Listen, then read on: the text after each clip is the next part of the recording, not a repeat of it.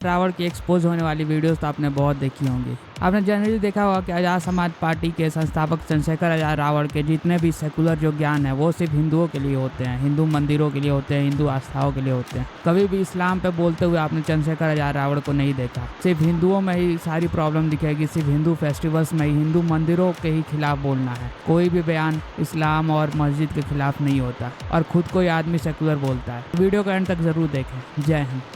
और सुरक्षा के लिए मैंने यहाँ के डीजीपी को, गृह मंत्री जी को, मुख्यमंत्री जी को, सबको लिखा। लेकिन मैं समझता हूँ ना कि देश में जाति और जिस जाति में पैदा होना ही, अगर मैं मर भी जाऊँ तो किसी को क्या फ़र्क पड़ेगा।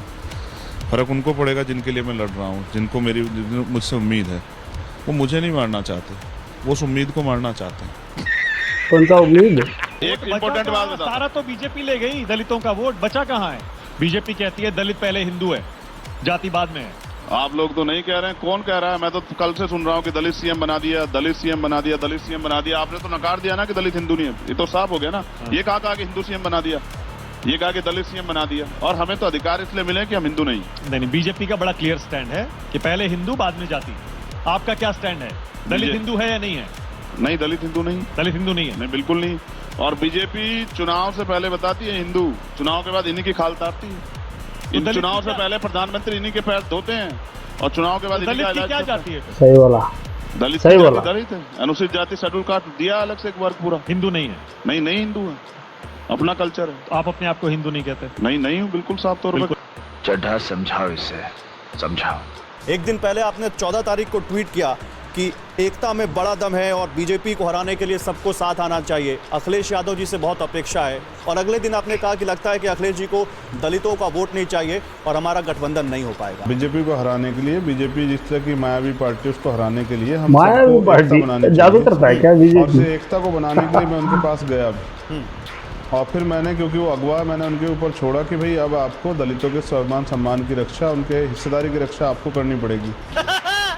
भीम आर्मी आजाद समाज पार्टी के स्वाभिमानी कार्यकर्ता और नेताओं क्या लगता है चंद्रशेखर, क्या समाजवादी पार्टी के नेता जो कह रहे हैं या फिर जो गठबंधन उन्होंने बनाया है छोटे छोटे दलों के साथ मिलकर, और आप कह रहे हैं कि सबको बीजेपी के साथ, बीजेपी को रोकने के लिए सबको साथ आना होगा, तो क्योंकि आप उनके साथ नहीं जुड़ पाए, इसका नुकसान किसको होगा?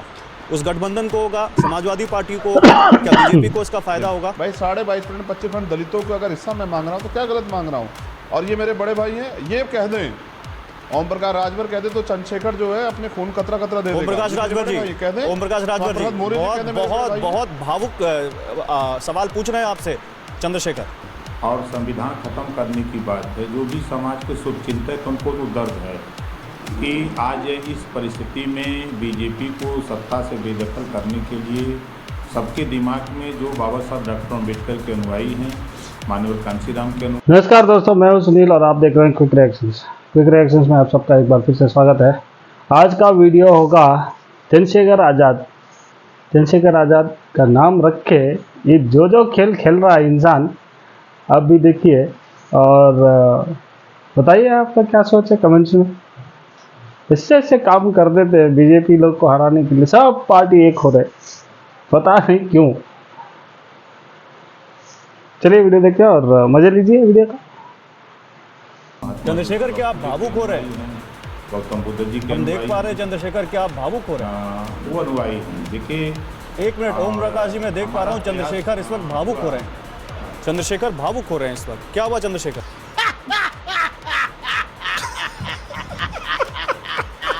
नहीं, कुछ नहीं, मैं ठीक हूँ। नहीं, हमें पिछड़े और दलितों को, पसमानदा को लेकर, आदिवासियों को लेकर दर्द है और ये मेरे बड़े भाई जानते हैं। हमने सबने प्रयास किया कि मजबूत गठबंधन। नहीं देखिए चंद्रशेखर, अब आप सामने हैं टीवी के, चंद्रशेखर आप सामने हैं तो खुल के कहिए, आप भावुक जिस तरह से हुए हैं, मुझे दिख रहा है कि आप अपने समाज के लिए जो आप संघर्ष करते हैं कहीं ना कहीं वो आपके चेहरे पर दिख रहा है इस वक्त।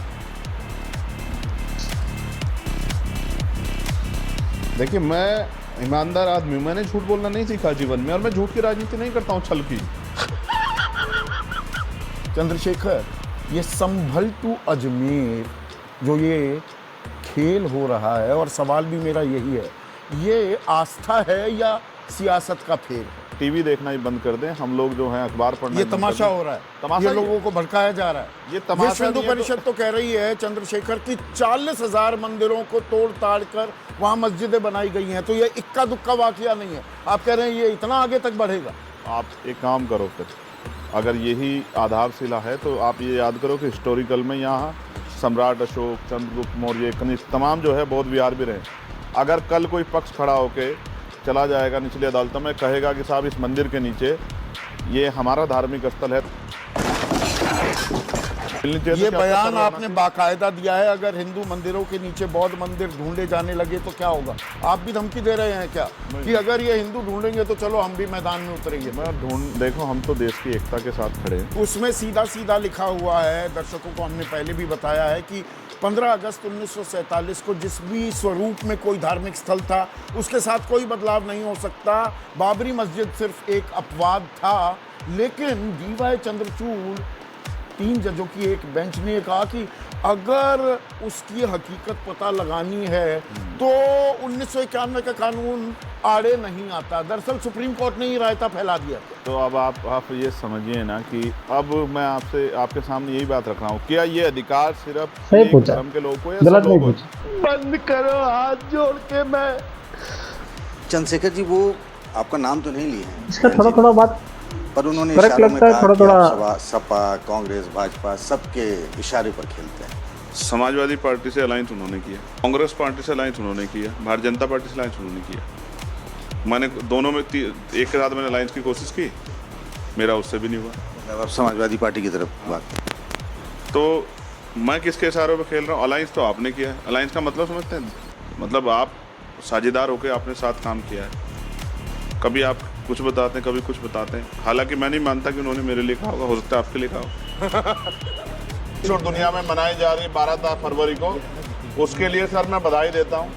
दूसरा सर, भारत धर्मनिरपेक्ष देश है और अर्जेंट मैटर पे हम लोग बोल रहे हैं सर, आपने समय दिया सर। पूरे देश में और जहाँ जहाँ बीजेपी की सरकार है सर, वहाँ एक भी जगह पर गांव में, मैं अपने क्षेत्र नगीना की बात करूं, परमिशन नहीं दी जा रही है सर।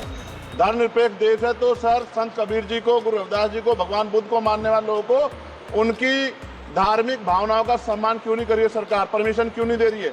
उनको कुचलने का काम क्यों कर रही है? और ये तब है सर जब मुख्यमंत्री खुद जो है धर्म का चोला ओढ़ के और राजनीतिकरण करते हैं सर। मैं स्पष्ट रूप से कह रहा हूँ सर, एक मिनट खत्म होने दीजिए सर। सर मैं स्पष्ट रूप से कह रहा हूँ कि ठीक नहीं है सर, ये ठीक नहीं है। नहीं, ये ठीक है क्या? मतलब ये एक तो राज्य का विषय है, आप उठा रहे हैं, फिर भी मैं इजाजत आपको दे रहा हूँ, तो आप डिमांड करिए। आपको डिमांड करना होगा, एक लाइन में अपनी डिमांड करें, अपनी डिमांड एक लाइन में कर दीजिए। दोस्तों देश में लोगों को क्या चाहिए पता नहीं, लोगों के खिलाफ हो जा रहा है। कैसे लगा आप सब लोग ये वाला वीडियो? अच्छा लगा तो प्लीज लाइक शेयर और सब्सक्राइब करना। जो भी थॉट्स है प्लीज कमेंट में बता के देना। मिलते हैं अगले वाले वीडियो पे। जय श्री राम।